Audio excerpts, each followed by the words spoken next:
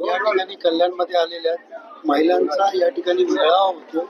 काय नेमका निवडणुकीच्या पार्श्वभूमीवर काँग्रेसची या ठिकाणी रणनीती आहे? सर्वप्रथम तर आज इंदिराजींची 108वी जयंती आहे आणि महाराष्ट्रामध्ये जो धुमाकूळ घातलाय भाजपवाल्यांनी आपल्या सर्वांना माहितीये की 4 वर्षाची चिमुकली असो 3 वर्षाची चिमुकली असो, रोज जे अत्याचारात वाढ होते आहे, गुन्हे घडतायत आणि इंदिराजींचं स्वप्न होतं की आम्ही आमचा आदर्श महिला ह्या इंदिराजींना समजत होतो. आज या जयंतीनिमित्त महाराष्ट्र महिला काँग्रेसने एक ठरवलेलं आहे की आता भाजप सरकार जे आहे हे महिलांचं संरक्षण करण्यास असमर्थ आहे आणि त्यामुळे मग काय करायचं, तर सर्व महिलांनी ठरवलं की आता महिलांची सुरक्षा ही महाराष्ट्र महिला काँग्रेस नाही, प्रत्येक घराघरातील महिला ठरेल आणि त्यासाठी महाराष्ट्र महिला काँग्रेसने आज पूर्ण महाराष्ट्रभर महिला सुरक्षा केंद्राचं ओपनिंग इंदिराजींच्या जयंतीनिमित्त आम्ही आज सुरू करतोय.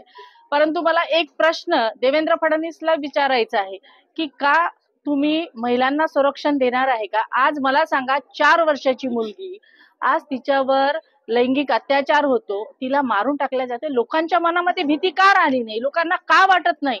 आणि कशा पद्धतीने हा महाराष्ट्र चाललाय? आज बीडची घटना बघा, प्रत्येक ठिकाणी आम्ही जातो, प्रत्येक ठिकाणी आम्ही त्या ठिकाणी त्यांच्या समस्या बघतो आणि सरकारच्या कुठल्याही लोकांना अजिबात काही वाटत नाही, त्यांच्या मनामध्ये कुठलीही भीती नाही आणि ठामपणे मी सांगू शकते की प्रत्येक ठिकाणी एक न एक व्यक्ती भाजपाचा त्यामध्ये सामील असतो.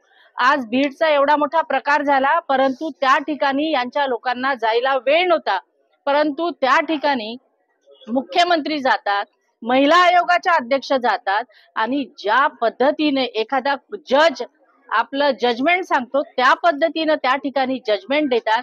हे कितपत योग्य आहे?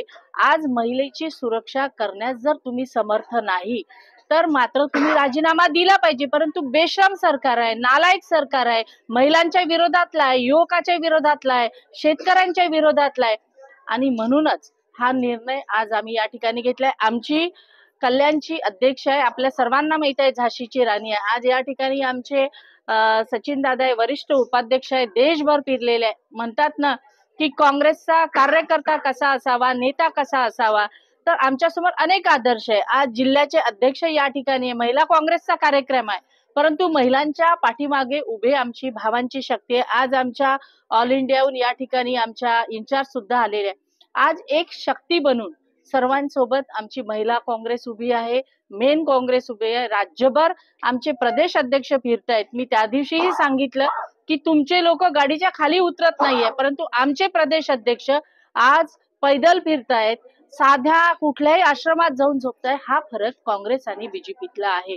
मी तुम्हाला सांगते, आमची एक चित्र आरोप ज्या पद्धतीने करत होते आणि ज्या पद्धतीने विधानसभेमध्ये कुठेतरी अपयश आलेलं आहे, अशा प्रकारच्या टीका केल्या जातात. स्थानिक स्वराज्य संस्थेच्या निवडणुकीसाठी कुठेतरी आपला महापौर बसावा, यामध्ये युतीमध्येच वाद सुरू झालेला आहे आणि यावरती आपलं कसं काय म्हणतं? बघा, मी बिहारच्या बाबतीत तर तुम्हाला सांगून देते, मतचोरीच्या बाबतीत जर आम्ही कांचन कुलकर्णीला जरी उभं केलं असताना बिहारला बीजेपीकडून, तरी ती निवडून आली असती. ती कुठली आहे काय आहे याला काहीच घेणं देणं नाही, कारण हे तुम्हालाही चांगल्या तऱ्हेने माहिती आहे, आम्हालाही चांगल्या तऱ्हेने माहिती आहे आणि जनतेलाही चांगल्या तऱ्हेने माहिती आहे की कशा पद्धतीने वोट चोरी झालेली आहे. त्यांनी कितीही लपवालपवी केली, कितीही दडपणशाही आणली, एक दिवस सत्य ते जनतेच्या समोर तर आलेलं आहे, परंतु एक दिवस सत्य समोर येणारच आहे. ही अमर अकबर अँथनीची जी जोडी आहे ना महाराष्ट्रातली, आणि त्या गीता आणि सीता, आणि ते देशात बसलेले 2 आहे, आता त्यांच्याबद्दल बोलू नये, नाही, अडाणी अंबानींची उपमा कमी आहे. म्हणजे ते दोन्ही चोर आहे, चोरच म्हणावं लागेल, चोरच आहे.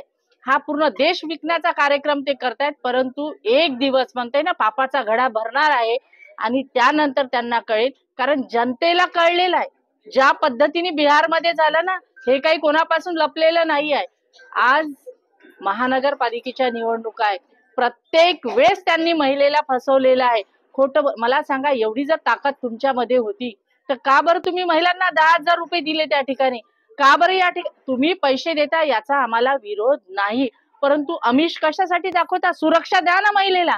आज जर 4 वर्षाच्या आमच्या मुलीवर जर अन्याय होत असेल, लैंगिक अत्याचार होत असेल, तिला तुम्ही सुरक्षा देऊ शकत नाही आणि 10,000चा आमिष दाखवता, इकडे 1,500 रुपयाचा आमिष दाखवता.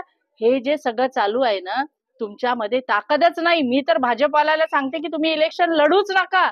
तुम्ही न लढताच निवडून येणार आहे. कारण तुम्हाला जे करायचंय ते जनतेला माहितीये, आम्हालाही माहितीये. परंतु एनडीए आता तुमच्या इकडे आहे. पाहिलं गेलं तर ठाकरे गट आता मनसेबरोबर युती चालली आहे. मनसेची युती झाली तर काँग्रेस त्यांच्याबरोबर आहे. बघा, तुम्हाला मनसेचं दिसतं, काँग्रेसचं दिसतं, सेनेचं दिसतं. अहो, हे निवडून आले लोक घेऊन घेऊन पळतायत. अहो, आज सकाळी नेता इथं असतो आणि संध्याकाळी कुठं आहे हे कळत नाही. ते बघा पहिले तुम्ही. काय हे बघता, हे आम्ही आमच्या घरातलं निपटवूच, याला काही फार वेळ लागणार नाही. परंतु त्यांचं बघा, अहो ते तर निवडणुका लढतील नाही, आमच्यावरच डोळा आहे त्यांचा. कारण त्यांच्याकडे लायकी असलेले लोकच नाही, नेतेच नाही. ते तर म्हणतात ना, जिथं म्हणते रेंज भेटली वायफायची तिथं नेते जुळतात, असा प्रकार त्यांच्याकडे चालू आहे. तुम्ही ती काळजी सोडून द्या. मी तुम्हाला सांगते, काँग्रेसचे जे कर्मठ कार्यकर्ते आहे, कर्मठ नेता आहे, ते कधीही पक्ष सोडून जाणार नाही. काँग्रेस पक्ष हा फार मोठा पक्ष आहे. हा कायम असाच देशामध्ये राहील.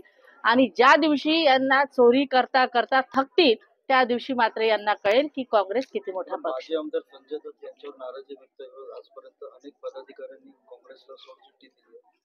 संजय दत्तांवर नाही, आम्हाला तर असं काही ऐकायला मिळालं नाही. आमच्याशी तर डोंबिवलीचे पण काही अनेक पदाधिकाऱ्यांनी मॅडम नाराजी व्यक्त केली. अहो, मी तुम्हाला काय सांगितलं, इतक्या मोठ्या समस्या आहे महाराष्ट्रामध्ये. 4 वर्षाच्या चिमुकलीला न्याय द्या, हे आमच्या घरातलं भांडण आहे. आम्ही कसंही घरातही, मला सांगा, तुम्ही 5 भाऊ असतात तर भांडणं होत असतात. स्थानिक स्वराज्य संस्थेच्या निवडणुका पाहता तुमचे वरिष्ठांचाच कार्यकर्त्यांवरती रोख असल्याने कार्यकर्ते जातात, त्यांना घरातलं भांडण कसं बोलू शकतो तुम्ही? अहो, घरातलंच भांडण असतं. कार्यकर्ता म्हणजे आमचा कुटुंब प्रमुख असे तुमच्या घरातलं राहिलं तर. नाही. भाजप बघा, काही जण जे भाजपमध्ये गेले ना, ज्यांना भीती वाटत होती की आम्ही या ठिकाणी बाबा निवडून येऊच शकत नाही, आम्ही काहीच केलं नाही काँग्रेसमध्ये, मग काय तर भाजपमध्ये जायचं. तिथं तर तुम्हाला माहिती आहे, मशीन तयारच आहे, बटनच दाबाचं काम ठेवलेलं आहे फक्त, म्हणून ते गेले. काँग्रेसमध्ये एखादाही पदाधिकाऱ्यांनी प्रवेश केलेला नाही. अहो, कसं म्हणता तुम्ही? मग तुमची माहिती कमी असावी असं नाही. बरेचसे लोक आज प्रवेश करतायत. काल 2-3 दिवस झाले सारखे फोन येत आहेत. आणि एक गोष्ट लक्षात ठेवा, म्हणतात ना, जिथं गुळ असतात तिथंच माशा लागत असतात. तर आता ज्या ठिकाणी गुळ दिसताय, जे सत्तेला लालची झालेले लोक आहेत ते त्या ठिकाणी जातील. पण जे प्रामाणिक लोक आहेत ते कधीही पक्ष सोडून जाणार नाही. तुम्ही काळजी करू नका. काँग्रेस पक्ष हा मोठा पक्ष आहे आणि तो कायम असा राहील. परंतु मला एक सांगायचं आहे की महाराष्ट्रात सर्वात जास्त आमिष दाखवण्यापेक्षा महिलेला सुरक्षेची गरज आहे. आणि ते आम्ही महिला काँग्रेस सुरू करतोय.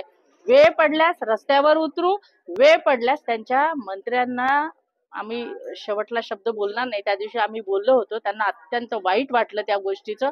परंतु तेही करायचं काम पडलं ना ठोकायचं, तर आम्ही निश्चित ठोकू. कारण आमच्या कांचन सारख्या खूप रणरागिणी आमच्याकडे आहे की त्यांना रोखू शकतो. शेवटचा प्रश्न आहे की आता निवडणुकीमध्ये किती महानगरपालिकेवरती काँग्रेसचे महापौर बसेल, काय दावा आहे? मी तुम्हाला सांगते की मशीन जर त्यांनी बंद करून ठेवल्या ना, तर सगळ्याच बॅलेट पेपरवर जर दिलं ना, तर महाराष्ट्रात सगळ्याच याच्यावर काँग्रेसचा झेंडा फडकलेला दिसेल. परंतु त्यांनी बॅलेट पेपरवर इलेक्शन घ्यावं, ही आमची मागणी आहे.